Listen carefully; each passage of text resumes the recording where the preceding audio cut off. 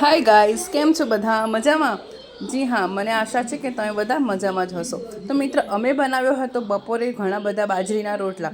તો રોટલા તો 4-5 વધી ગયા હતા, તો અમને થયું કે શું બનાવી. તો બહાર પડતો હતો એકદમ જોરદાર વરસાદ અને વાતાવરણ હતું બહુ ઠંડુ. તો અમે બનાવ્યા જે વઘારેલા રોટલા. બાજરીના રોટલા તમે છાશમાં વઘારો તો બહુ જ સરસ લાગે છે અને ખાવાની બહુ જ મજા આવે છે.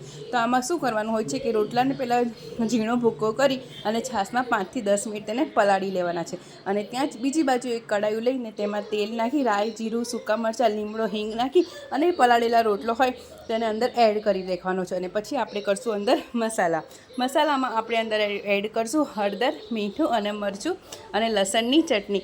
આટલું એડ કરીને આપણે સરસ મજાનો બનાવી લેશું વઘારેલો રોટલો. જો કોઈ કાઠિયાવાડી હશે તો એ લોકો તો આ બનાવતા જ હશે, અને જો જેને નહીં ખબર હોય તો આ રેસીપીને જરૂરથી ટ્રાય કરજો.